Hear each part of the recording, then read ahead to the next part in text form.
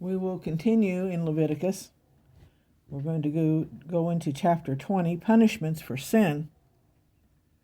Although everyone may think in this world today that they can get away with all of this and there won't be any problems and they'll never have to pay for it because that's just the way the world is, and yada, yada, yada. There is no God, there is no justice. Well, perhaps not in the extent that this was first talked about, but there'll still be justice, and they'll still have to face God, and they'll still have to face judgment. Punishment for sin. The Lord said to Moses, "Say to the Israelites, any Israelite or any foreigner residing in Israel who sacrifices any of his children to Moloch is to be put to death. The members of the community are to stone him. I myself will set my face against him and will cut him off from his people. For by sacrificing his children to Moloch, he has defiled my sanctuary and profaned my holy name.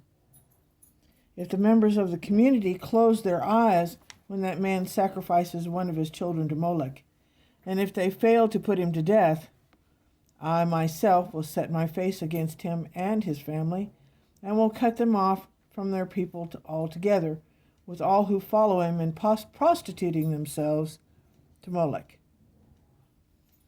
I will set my face against anyone who turns to mediums and spiritists to prostitute themselves by following them, and I will cut them off from their people. Consecrate yourselves and be holy, because I am the Lord your God. Keep my decrees and follow them. I am the Lord who makes you holy. Anyone who curses their father or mother is to be put to death because they have cursed their father or mother. Their blood will be on their own head. If a man commits adultery with another man's wife, with the wife of a neighbor, both the adulterer and the adulteress are to be put to death. If a man has sexual relations with his father's wife, he has dishonored his father. Both the man and the woman are to be put to death. Their blood will be on their own heads. If a man has sexual relations with his daughter-in-law, both of them are to be put to death. What they have done is a perversion, and their blood will be on their own heads. If a man has sexual relations with a man, as one does with a woman, both of them have done what is detestable. They are to be put to death. Their blood will be on their own heads. If a man marries both a woman and her mother, it is wicked. Both he and they must be burned in the fire, so that no wickedness will be among you. If a man has sexual relations with an animal, he is to be put to death, and you must kill the animal. If a woman approaches an animal to have sexual relations with it, kill both the woman and the animal. They are to be put to death. Their blood will be on their own heads. If a man marries his sister, the daughter of either his father or his mother, and they have sexual relations, it is a disgrace. They are to be publicly removed from their people.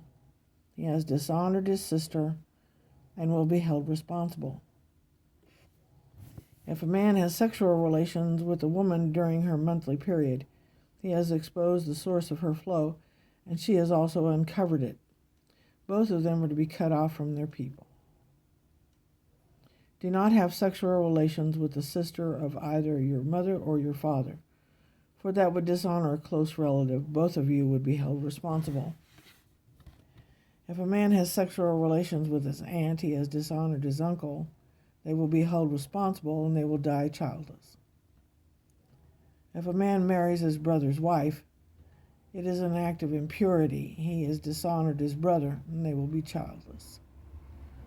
Keep all my decrees and laws and follow them, so that the land where I am bringing you to live may not vomit you out.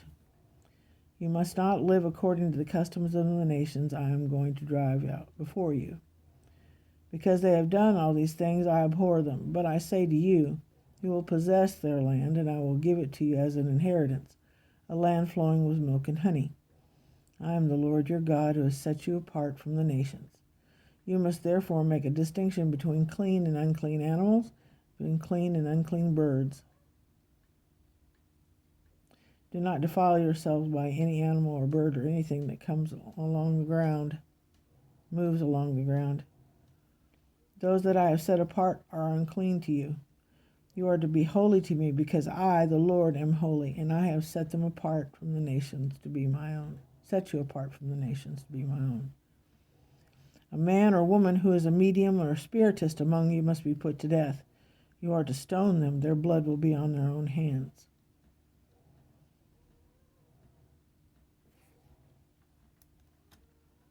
Now, in reference to this, of course, the God, had set them apart to be his own peculiar people. And he wanted them to look and act and feel and different compared to any of the other Gentile nation that surrounded them. They wanted to show the Gentiles what holiness looked like. And as regards to a man who marries his brother's wife, it's an act of impurity. If his brother is still alive, it is. It's not the same as carrying on the family name. So that's why that's different. It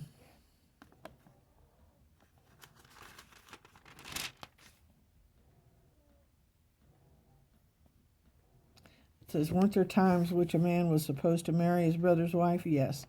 If a man's brother died, leaving his wife childless, the brother was to marry his brother's wife and provide her with a son to preserve the dead brother's inheritance and continue his family line.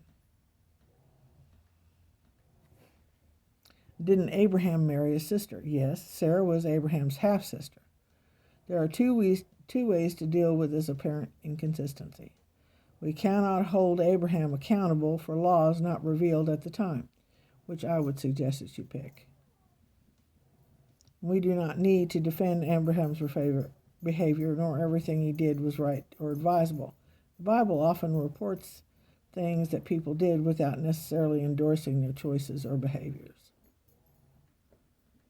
So Abraham, of course, was considered righteous by faith. God took him in his old age, told him, to follow my voice, and he did. And he took everything that God said as, might as well say it, just gospel.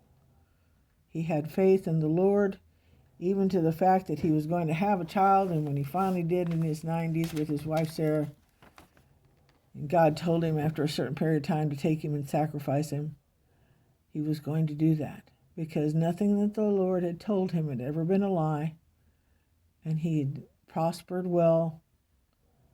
And then when he was just about to strike, God stopped him because he realized he was faithful. So I would go with the first one, because none of these laws were present, and Abraham is counted as righteous because of his faith.